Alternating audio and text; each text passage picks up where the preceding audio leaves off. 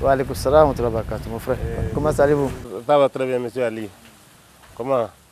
Ça va. Sinon, aujourd'hui, nous avons voulu partager avec vous de la vie conjugale. Et par rapport à ce concept-là, qu'entendez-vous par là? Tout juste par rapport à la définition. Nous devons faire comprendre aux uns et aux autres ce que ce concept veut dire. Et dans ça, qu'est-ce qu'il y a? Ça contient quoi? Parce qu'on ne peut pas faire un truc sans le comprendre.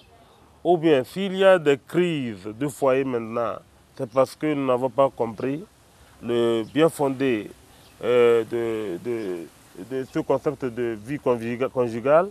C'est pourquoi j'ai voulu qu'on partage cette notion-là avec le public. Je vous remercie et je suis de cœur avec vous dans ce que vous avez dit. Et je crois qu'en toute chose, il faut remercier cette occasion qui nous est donnée. Il faut remercier les organisations pour nous avoir donné cette occasion pour pouvoir s'exprimer. Et pour commencer, je crois que la vie conjugale aujourd'hui est mal interprétée selon les diverses tendances, selon les civilisations, selon les cultures. Mais aujourd'hui, si nous devons comprendre réellement ce qu'est une vie conjugale, il faut aller dans une définition la plus simple possible, à savoir, d'abord, la vie conjugale en tant que telle, en dehors de ce que les gens expliquent dans la littérature, c'est que c'est une vie qui est l'union de deux personnes de sexe opposé, libre, une union libre de deux personnes de sexe opposé, qui se mettent dans une vie conjugale par les liens sacrés du mariage. Et ça là, c'est le principe de base. Ouais, maintenant, bon, si on devait aller au-delà de ce principe de base, on doit les détailler, étape par étape, ce que c'est réellement une vie conjugale. Merci beaucoup. Vous avez bien fait d'évoquer cette définition le plus simplement possible, mais nous avons voulu plus de détails. Surtout, vous avez parlé de l'union entre deux personnes de sexe opposé qui s'acceptent être ensemble par le lien de mariage, le lien sacré de mariage. C'est vrai. Alors, cette union que vous avez parlé, de sexe opposé, d'abord il y a le mot union, il y a le mot sexe opposé, et il y a le mot sacré de mariage. Tous ces concepts-là, nous les avançons comme ça, parfois sans toutefois maîtriser ce que cela veut dire. C'est vrai, quand vous parlez de l'union, j'entends en même temps que vraiment, quand on parle de l'union, c'est la vie d'ensemble, c'est accepter l'autre, c'est accepter que l'autre soit avec soi. Donc, ça veut dire qu'on ne choisit pas n'importe qui. Non, ça c'est... Ouais, non, ça veut dire qu'on ne choisit pas n'importe qui. Et pour ce choix déjà, il faut vraiment mener des tractations parce que c'est pour une union de toute votre vie. Et donc, on ne va pas s'amuser à ne pas accorder plus d'importance à cela. C'est une des raisons, c'est une des raisons qui pousse dans certaines traditions africaines, et même dehors, dans tout le monde entier, chaque continent avec ses traditions qui, conformément à ce problème de l'union de vie conjugale. Et ce qui est particulier, c'est quoi? Dans les traditions africaines, vous allez voir qu'avant qu'une union se fasse, les gens vont d'abord chercher si c'est une union qui est possible. Si cette union est possible entre les deux personnes, d'abord de couples de sexe opposé, en dehors de ce que nous voyons aujourd'hui. Donc dans cette tradition-là, une fois que les gens vont consulter, ils font des consultations selon leur tradition. Mais vous allez voir que dans d'autres tendances un peu plus modernes, il y a d'autres consultations qui se font, soit magiques, soit spirituelles, pour savoir si c'est une union, cette union est faisable dans les normes requises. Ils vont chercher ça. Maintenant, quand nous allons encore dans d'autres traditions qui sont beaucoup plus évoluées, comme l'exemple de l'islam, les gens font ils font la consultation, et c'est une consultation qui n'a rien de mauvais. Et on peut le faire pour savoir si ces deux personnes-là peuvent se marier. Et même l'homme peut le faire pour savoir si cette femme, si je l'épouse, mon union avec elle peut m'amener le bonheur, il peut chercher ça. Et ça, là, c'est ce qui se passe dans la tradition islamique aussi. On n'en disconvient pas. Donc, c'est les principes de base. Ça, l'union, pour comprendre ce que c'est que l'union, il faut savoir que L'objectif réel d'une union, c'est quoi? C'est la fusion de deux personnes dans une vie commune avec une tranquillité et une quiétude totale, dans la piété possible. Oui, merci beaucoup. Tel que vous avez évoqué, nous avons vécu les événements, beaucoup d'événements par rapport à nous-mêmes, notre vie, par rapport à notre culture, par rapport à nos coutumes, par rapport à notre tendance religieuse, tout ça là, ça fait partie. Ça fait que par rapport à la tradition africaine, cette union implique les familles. Les familles s'ingèrent parce que c'est une union pour toute votre vie. On ne va pas s'amuser et libérer cela au seul choix des jeunes adolescents, des jeunes qui sont en train de monter et dire que vraiment ils n'ont qu'à faire de leur vie ce qu'ils veulent. Non, c'est foutre au camp à la vie de ces enfants. C'est pourquoi il faut vraiment encourager le conseil des sages, le conseil des expérimentés, le conseil des habitués. Comme ça amènera les uns et les autres à faire un bon choix. Et en lisant, en feuilletant même, il y a dans les écrits, avant de faire le choix, il faut vraiment mener des tractations, des enquêtes sur la moralité de la personne, le caractère, la vie spirituelle. C'est pas seulement, les gens voient seulement le côté matériel. Hein, le côté matériel, le côté physique. C'est vrai, il y a le côté physique qui fait partie. Parce qu'il faut voir celui qui te plaît. Si tu ne peux pas faire choisir, ou bien quelqu'un qui vivre avec quelqu'un que tu n'aimes pas voir. Il y a la télépathie là-bas. Il y a tout ce qui tourne autour de ça. Il faut voir le physique que tu veux voir régulièrement. Mais en dehors de ça, il faut la spiritualité, la moralité, le bon caractère. C'est ça qui fait... Mais justement, lorsque vous parlez le côté spirituel de la chose, c'est quelque chose qui me plaît beaucoup parce que c'est un domaine auquel beaucoup de gens ignorent. Bon, ceux qui sont dans le domaine savent ce que je dis, mais ceux qui ne sont pas, par contre, négligent cet aspect de la chose. C'est quoi? Le côté spirituel de la chose, c'est qu'il y a la chair, il y a l'âme. Voilà les deux formations de l'être humain. L'homme est créé par les deux choses-là, l'âme et la chair. Et si un jour il t'avère que nous sommes unis dans une union de mariage, et c'est seulement par la chair, c'est seulement nous sommes voués à une sorte, à un égarement évident. Parce que notre union n'aura qu'un sens matériel. Alors que les deux doivent faire corps, le spirituel et le matériel, pour que cette union soit faisable dans le temps et dans le futur. Merci beaucoup. J'insiste là-dessus en disant que c'est vrai, nous devons comprendre que l'homme même est spirituel. L'homme d'abord, il est spirituel. Je le dis parce que c'est lorsque vous êtes en vie que lorsqu'on appelle votre nom, vous répondez, vous réagissez. Mais quand vous êtes mort, couché à terre là-bas, on appelle votre nom parce que vous n'avez pas votre esprit avec vous, vous n'allez pas répondre. Ouais, non, donc l'homme est spirituel. C'est pourquoi nous devons accorder une grande importance dans la spiritualité. Et on dit déjà que l'action de l'homme a commencé dans la pensée, dans l'esprit, avant de penser, voir comment concrétiser ce qu'il a réfléchi, ce qu'il a pensé. Donc, par rapport au choix, ou bien au mariage, là, il faut vraiment mettre l'accent sur la spiritualité. Et en islam même, c'est conseillé et c'est exhorté de considérer plus la spiritualité de l'homme, sa moralité, son caractère. Le haut niveau de son caractère permet que vous aussi vous allez en bénéficier, en profiter et construire la famille. Parce que lorsque vous vous engagez, vous acceptez vivre l'un avec l'autre, vous créez la famille, une famille, et cette famille-là, lorsqu'elle est forte, elle n'est pas fragile, elle va constituer, créer une nation forte, et lorsque vous êtes une nation forte, c'est en ce moment que vous comprendrez le sens même de la vie, le sens même de la vie humaine. Et puis quand vous acceptez être dans la vie conjugale, c'est que vous vous démarquez des bêtes. Les bêtes ne se marient pas comme ça. Vous acceptez de vous marier.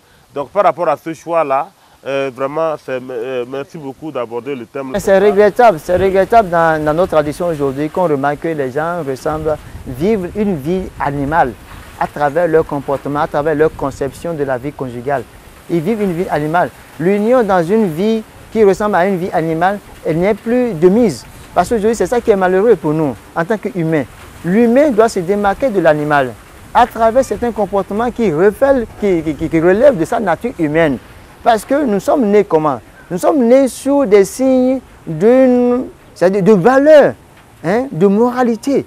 Alors que l'animal ne connaît pas ça.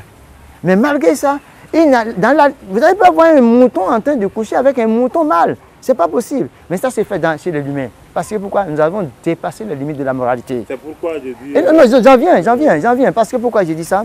Vous savez, lorsque on parle de cette union-là, poser les bases de union dans un couple, qui sont des bases préalables pour que cette union soit faisable dans le temps. C'est quoi? Une fois que vous n'avez pas pris conscience de cette base-là, déjà, tout mariage qui se conçoit dans cet état-là est faussé d'avance. Vous voyez maintenant? Et ce qui fait qu'aujourd'hui, le principe de sexe et de mâle et femelle aussi est négligé. Lorsque aujourd'hui, nous ne savons pas qu'une union dans la vie conjugale se fait seulement sur des bases de sexe opposés, si nous ne comprenons pas ça, alors là, déjà, là, nous ne comprenons pas la valeur de ce qu'on appelle union. Union de sexe homogène, ce n'est pas faisable pour l'humain. Mais dans d'autres traductions, c'est faisable. Mais dans la réalité spirituelle de la chose, c'est un mal. Un mal que je peux entendre de manière bonne. Ça dépend de comment les gens vont appeler ça. Je dirais même que c'est une abomination.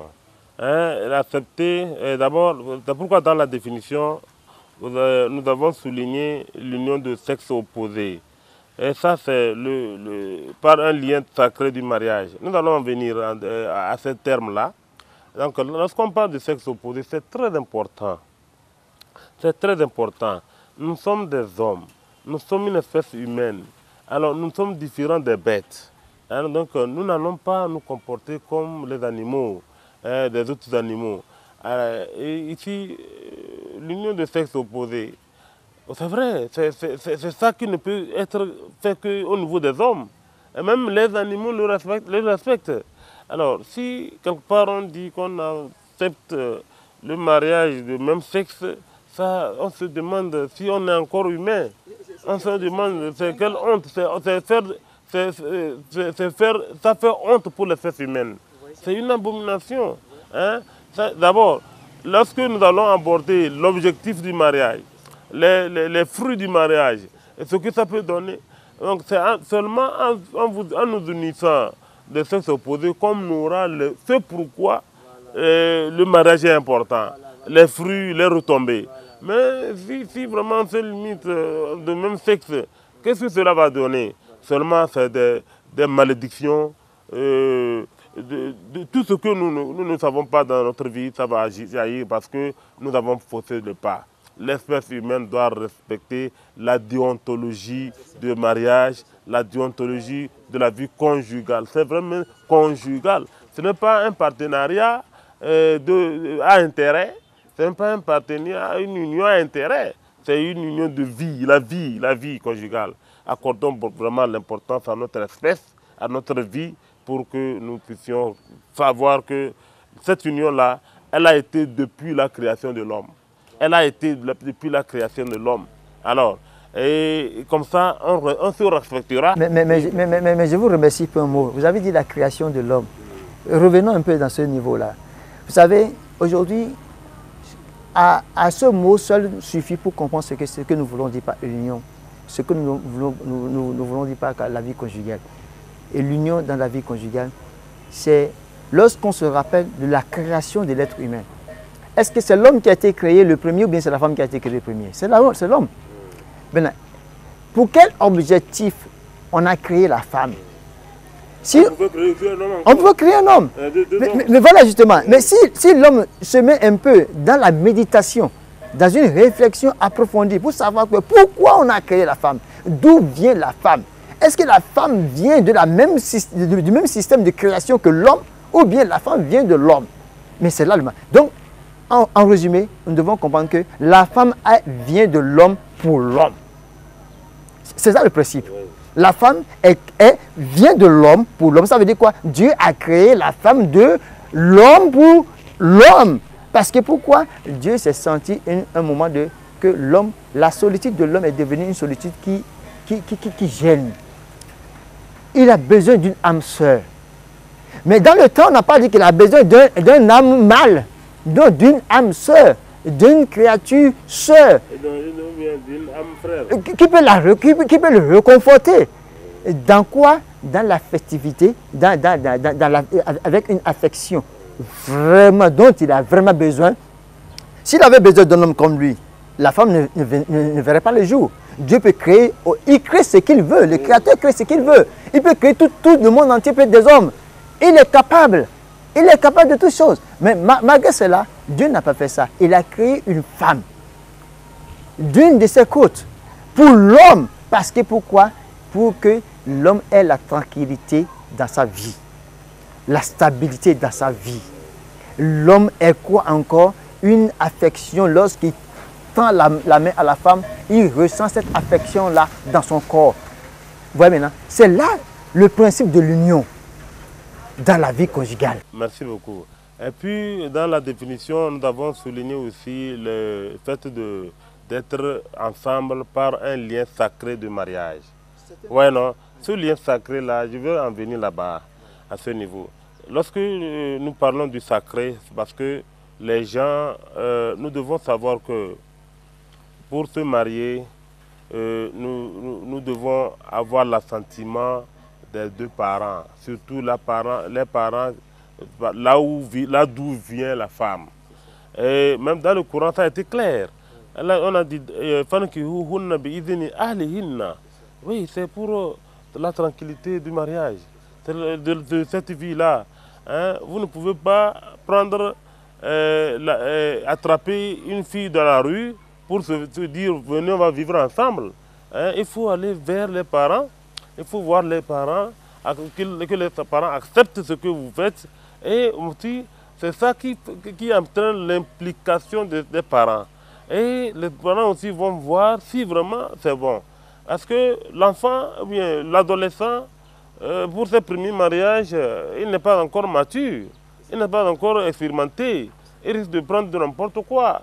Or, lorsque vous ratez votre mariage, vous ratez toute votre vie.